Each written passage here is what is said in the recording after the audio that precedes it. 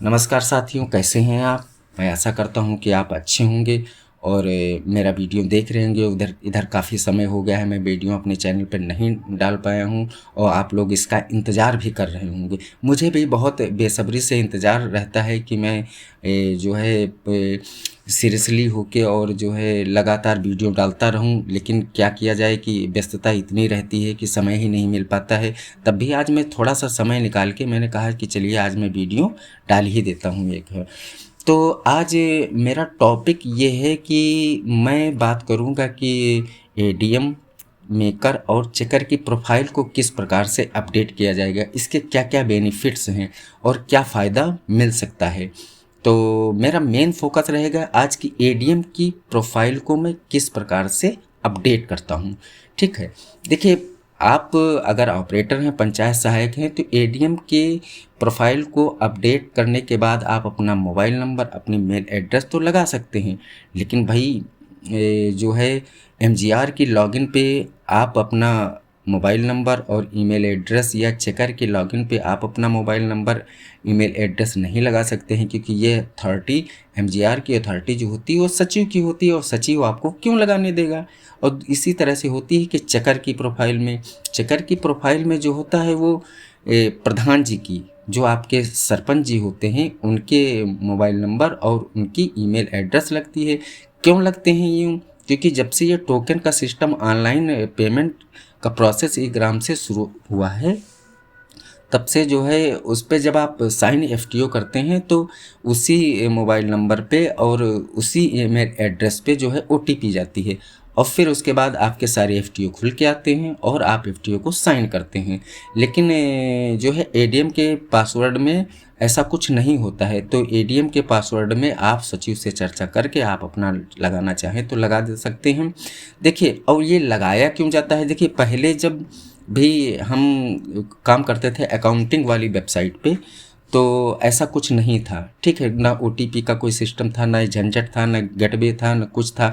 Supplementary या main कार्य योजना इस प्रकार से इतनी आसानी से बन जाती थी कि भाई आप समझ नहीं सकते। ये प्रोसेस जैसे जैसे आगे बढ़ता चला गया है, उस प्रकार से ये धीरे धीरे वेबसाइट को इतनी अच्छे तरीके से बांध रहे हैं कि जिसको कहते हैं कि कार्य में बिल्कुल सस्ता कर दिया है। चलिए, तो मेरा जो वीडियो है, मैंने आज बात की है कि मैं किस प्रकार से प्रोफाइल को अपडेट कर सकता हूं।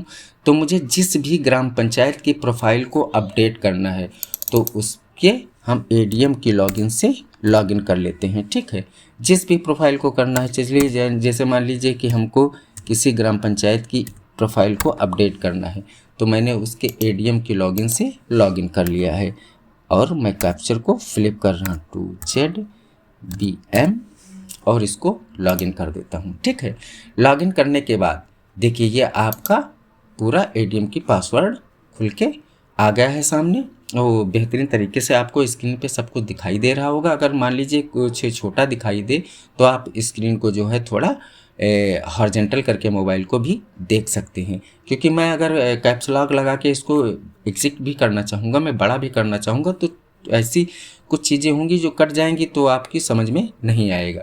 तो मैं किस पर बात कर रहा हूँ, मैं बात कर रहा हूँ कि किस प्रकार से एडीएम के पास प्रोफाइल को अपडेट करते हैं। तो मैं थ्री लाइन पे क्लिक करता हूँ। थ्री लाइन पर क्लिक करने के बाद माई प्रोफाइल में जाता हूँ। ठीक है, और देखिए इस पे लिख के आ गया चेंज इन यूजर प्रोफाइल। जो भी इस पे लगा हुआ था वो चेंज करनी है हमको प्रोफाइल को, और प्रोफाइल का डाटा आपको यहाँ हमेशा दिखेगा। इसका मैं अभी फ़ायदा भी बताऊंगा कि प्रोफाइल एक्चुअली क्यों जो है रिसेट की जाती है, क्यों अपडेट की जाती है, इसके क्या फ़ायदे हैं। तो ठीक है, यहाँ पे आपका प्रोफाइल का डाटा पूरी तरह से दिखेगा। ठीक है, कि आपका मोबाइल नंबर क्या है, आपका मेल एड्रेस क्या है, आपकी ग्राम पंचायत क्या है, ठीक है, उसका जो है एचएलडी कोड क्या है। तो यहाँ पे हम चलिए शुरू करते हैं चेंज एंड यूजर प्रोफाइल। और प्रोफाइल में यहाँ पे नाम में क्या लिखेंगे, नाम में आपकी ग्राम पंचायत का जो भी नाम है वो नाम लिखेंगे, जो भी नाम है वो नाम लिखेंगे, केवल ग्राम पंचायत का नाम लिखना है। और अगर मान लीजिए आप पंचायत सहायक हैं, मेल हैं, फीमेल हैं, जो भी हैं, वो यहाँ पर क्लिक कर देंगे। ठीक है, और क्लिक करने के बाद ऑर्गेनाइजेशन का मतलब ये होता है कि आप किसके थ्रू काम कर रहे हैं, किस विभाग में काम कर रहे हैं। तो आप पंचायती राज विभाग में काम कर रहे हैं, तो आप यहाँ पे क्या लिखेंगे, पंचायती राज विभाग। और फिर उसके बाद अगला ऑप्शन आता है कि डिजिटलाइजेशन। डिजिटलाइजेशन क्या होता है? डिजिटलाइजेशन का मतलब ये होता है कि आप किस पद पर हैं, इस विभाग में जो काम कर रहे हैं तो आप किस पद पर हैं। अगर आप सचिव हैं, सचिव का मोबाइल नंबर और ईमेल एड्रेस लगा रहे हैं तो आप यहाँ पे सचिव लिखेंगे। अगर सरपंच जी का लगा रहे हैं तो आप यहाँ पर सरपंच लिखेंगे। ये केवल एडीएम के पासवर्ड के लिए है। मैंने अभी बताया था आपको कि एमजीआर का एमजीआर की प्रोफाइल और चेकर की प्रोफाइल वो तो बटी हुई है। भाई एमजीआर की पूरी अथॉरिटी जो होती है वो सचिव की होती है, चेकर की पूरी अथॉरिटी जो होती है वो सरपंच की होती है, एडीएम की दोनों की होती है, लेकिन एडीएम से ही सब कुछ होता है। तो आप यहाँ पर जिसकी भी अथॉरिटी होगी वहाँ पर उनका उस पद का नाम लिखेंगे। सरपंच है तो सरपंच, अगर सचिव हैं तो सचिव। फिर उनका mobile number, active mobile number जिस पे ओटीपी जा सके, ठीक है। और यहाँ पर उनका मेल एड्रेस लिखेंगे। मेल एड्रेस लिखने के बाद आप कैप्चर भरेंगे। जैसे ही कैप्चर को आप भरेंगे और यहाँ से प्रोफाइल को अपडेट करेंगे, खट से इसी मोबाइल नंबर पर और इसी मेल एड्रेस पे एक ओटीपी जाएगी। अब ओटीपी में अगर दोनों के ऑप्शन आएंगे कि मेल की ओटीपी को आप सबमिट करेंगे कि जो है मोबाइल की ओटीपी को सबमिट करेंगे, किसी दोनों भरना दोनों जगह है, लेकिन जो है किसी एक ओटीपी को आप, चाहे वो मेल की हो और चाहे वो मोबाइल नंबर की ओटीपी को सबमिट करके आप जैसे सबमिट करेंगे आपकी ये जो है ये पूरा सिस्टम जो है लॉग आउट हो जाएगा, पूरी तरह से लॉग आउट हो जाएगा। इसका कहने का मतलब ऑटोमेटिकली लॉग आउट हो जाएगा। अब लॉग आउट हो जाएगा तो ये सही कैसे होगा? ये सही इस प्रकार से होगा कि आप जो है अब ये आपका जो प्रोफाइल अपडेट का है ये पहुंच जाएगा आपके सहायक खंड विकास अधिकारी के पोर्टल पे पहुंच जाएगा। मतलब एडीओ पंचायत के पोर्टल पे पहुंच जाएगा। आप उनसे बात करेंगे कि सर मैंने इस ग्राम पंचायत की प्रोफाइल को अपडेट किया है और आप उसको देख लीजिए, ज़रा अप्रूवल दे दीजिए। तो वो आपको अप्रूवल दे देंगे कि तो ग्राम पंचायत की प्रोफाइल भी अपडेट हो जाएगी और ओपन होना भी शुरू हो जाएगा। चलिए मैं आपको दिखा भी देता हूँ कि किस प्रकार से, किस ऑप्शन से वो अप्रूवल देते हैं। जैसे मेरे पास खंड विकास अधिकारी, सहायक खंड विकास अधिकारी का लॉगिन पासवर्ड है, तो मैं लॉगिन करता हूँ और उनके पासवर्ड को यहाँ से लॉगिन कर रहा हूँ। मैं उनके पासवर्ड को यहाँ से लॉगिन कर रहा हूँ और लॉगिन करने के बाद मैं कैप्चर भी फ्लिप कर लेता हूँ और कैप्चर फ्लिप करने के बाद CZ और फिर लॉगिन करता हूँ। ये आपके सामने स्क्रीन पे देखिए, वेबसाइट वैसी ही है। अब इस वेबसाइट ये एक्चुअली अथॉरिटी इनके पास क्योंकि होता है क्योंकि ये सारे देखिए ये एडीओ पंचायत की प्रोफाइल की पूरी डिटेल है। यहाँ पे मैं 3 लाइन पे क्लिक करता हूँ और फिर कहाँ जाता हूँ, ये उनकी प्रोफाइल है अपडेट। अब जब इनकी प्रोफाइल अपडेट होती है तो ये इनका अप्रूवल डिस्ट्रिक्ट से मिलता है, लेकिन मैं अपनी प्रोफाइल, अपनी ग्राम पंचायत की प्रोफाइल को अपडेट कर रहा हूँ तो अथॉरिटी कौन देगा? सहायक खंड विकास अधिकारी। मैं यूजर मैनेजमेंट में जाता हूँ और ये रीसेट पासवर्ड है। ये रीसेट पासवर्ड अगर आप पासवर्ड बदलना चाहते हैं तो यहाँ से बदल सकते हैं। हमको पासवर्ड बदलना नहीं, हमको अप्रूवल देना है किसका? ग्राम पंचायत को, जो मैंने पासवर्ड दिया है। अब मैं यहाँ पर जाऊँगा तो आपकी ग्राम पंचायत यहाँ पर शो करने लगेगी, चाहे वो आपने एडीएम के पासवर्ड को जो है अपडेट किया हो या आपने जो है चेकर के पासवर्ड को अपडेट किया हो या एडीएम के पासवर्ड को अपडेट किया हो, तो आपका अप्रूवल यहीं से मिलेगा। तो यहाँ पर वो ग्राम पंचायत शो करने लगेगी। यहाँ पे लिखा है ये, अगर वो होंगे तो अप्रूव कर देंगे। यहाँ पे जब वो क्लिक करेंगे तो 2 ऑप्शन आएंगे, अप्रूव का और रिजेक्ट का।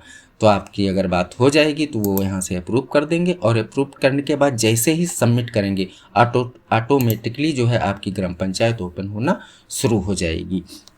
तो ये बातें आपको समझ में आ गई होंगी कि प्रोफाइल को अपडेट करना जो है कोई कठिन बात नहीं है, लेकिन आपको अपने सीनियर की अथॉरिटी से जो है वो अप्रूवल लेना ही पड़ेगा। सब कुछ अपने हाथ में नहीं होता।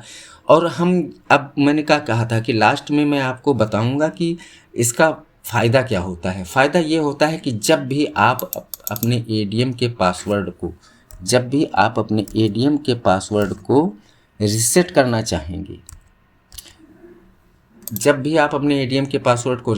चाहेंगे, ये जैसे लिखा है फॉरगेट पासवर्ड, तो फॉरगेट पासवर्ड जब भी करेंगे, यहाँ पर जैसे ही फॉरगेट पासवर्ड करेंगे, चलिए मैं बता ही देता हूँ थोड़ा। तो यहाँ पे आप यूज़र नेम का मतलब ये होता है कि ये जो चीज़ें मैंने अभी आपसे बताई थी कि यूज़र नेम में आप क्या करेंगे, यूज़र नेम में आप जो है, 1 मिनट बस स्क्रीन पर हूँ मैं। यूज़र नेम में आप जो है, ये है आपका यूज़र नेम, ये यहाँ से कॉपी करके और यहाँ पर जैसे ही